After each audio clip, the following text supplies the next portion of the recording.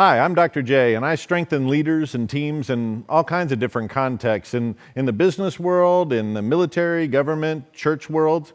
And I've got a few minutes to talk to you this morning about a particular kind of leadership. It's about leading in ambiguity or times of uncertainty. I think each leader faces this at some point in their experience, but it seems like all the leaders I talk to right now are facing that because we're all dealing with this corona chaos and trying to figure out how we move forward and all of the unknowns that come with that. And you know what I mean by this. It's the struggles that you have when everything's changing around you and you're trying to keep your own credibility so that people trust you and want to follow you, and you want to keep your people strong so that they have their full capacity and they stay committed. And you want to keep moving forward. You don't want to just cope with this. You want to find some way to advance in spite of it, right? But that's really hard in the face of such unpredictable circumstances and unrelenting change. So I've got good news for you. I've got 3 strategies today to help you do that, to help you to keep your credibility, keep your team strong, and move forward during times of uncertainty and ambiguity.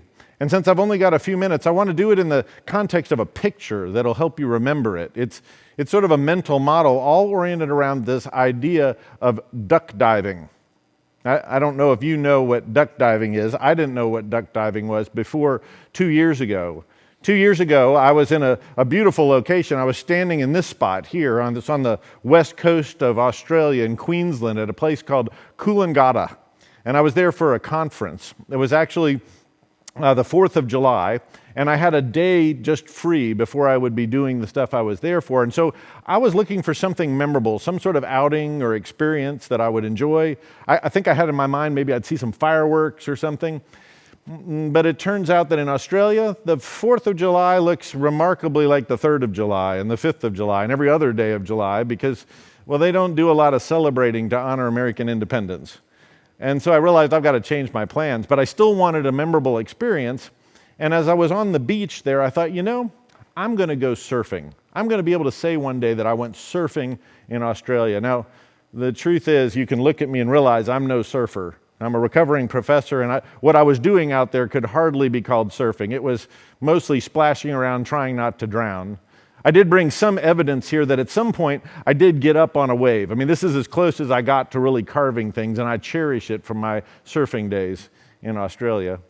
But one of the things that was interesting about this location there at Coolangatta was that the waves came in close together. The sets were really tight, and they all broke simultaneously until there was like a sea of whitewater in front of you. And as you were trying to go out, you found it really hard to make progress because you had to battle all of these waves, this turbulence in front of you. And as I thought about leading in ambiguity, I thought this was a good image for that because it's hard to progress when everything around you is changing and swirling and you're fighting these forces outside of your control.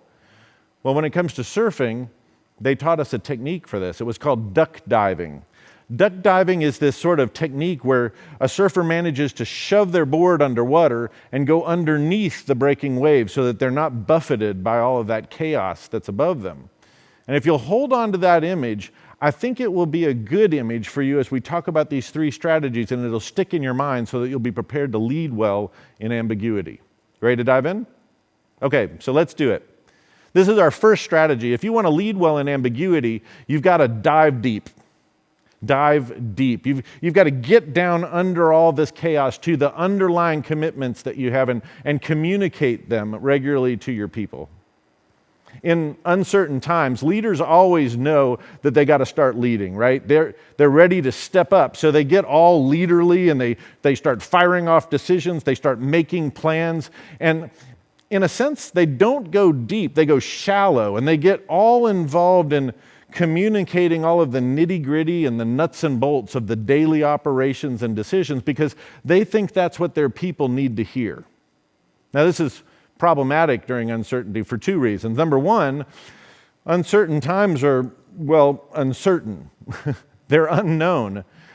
There's a lot of known things, but the unknowns are what keep tripping us up. We'll get to that in a moment. And what's really hard for people is if you're getting into these plans and these decisions, you're talking about all of them, there's a good chance that in short order, they're going to change or they're going to go away.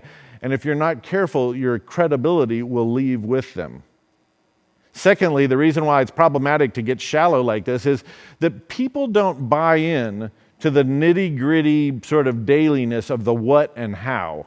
They buy in to the underlying why behind those things. Look, in a perfect world, your plans and your decisions, they're demonstrating, they're carrying out your underlying commitments. They're there to advance those things that you believe in. And so your goal is to keep pushing those forward and to let people know that these decisions are moving your commitments forward. Now, in uncertain times, those decisions and all keep changing. Metaphorically, it's like those plans and those decisions are the whitewater that's churned up from the waves breaking repeatedly. And instead of getting involved in that, you want to dive deep and get down to the commitments that are underlying them. You want to resist the urge to communicate shallow and go deep, because when you communicate and over-communicate your underlying commitments, people get a sense that everything's not topsy-turvy.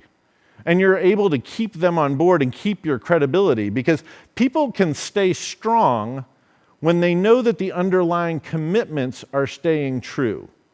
Right? That means that they can abide with plans shifting as long as they understand that those things that you've been committed to begin with continue to be the things you're committed to as you go through this process.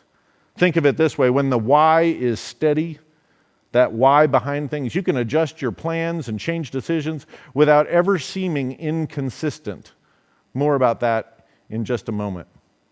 But let me give you a couple of examples, though, of what this looks like when you're connecting to and communicating underlying commitments. A couple organizations that I work with during coronavirus coping time have done this very well. One of them has said to their entire organization, all the teams involved, that they are most committed to preparing people to be their best and give their best. Right? Sounds good. Be their best and give their best. I mean, it's a big sort of global strategic thing, but it's a meaningful commitment. They say that regularly. Now, as time has passed, they've made a lot of different decisions and plans in the interest of that underlying commitment. In fact, those decisions are all across a spectrum. Some of them were really popular. They're things that people liked or that were pleasant. Some of those decisions were really unpopular and uncomfortable. But people could deal with all of those different decisions because they understood that those decisions were allowing the organization to stay true to its underlying commitment that they wanted to prepare people to be their best and give their best. People can grasp the fact that when circumstances are changing, you have to do different things in order to stay true to your commitments. But they want to feel like there's something solid, something consistent and immovable beneath all of those changes. The second example I'd give you is from another organization that really is committed to stewardship. It's a church, and they feel strongly that using their resources and managing their people, their money, their opportunity to God's purposes is vital for their success. And they too keep bringing that out, letting people know that, and then regularly making decisions and tying them back to that so that people have a sense of consistency. They've made some decisions that had to do with spending money and using their resources generously, and they've made other decisions that were about being more efficient and cutting back and even eliminating certain staff positions. People were able to take all of those decisions in stride. Whether they liked them or not, they didn't feel that the church was inconsistent because all of those tied back to the steady underlying commitment to have good stewardship.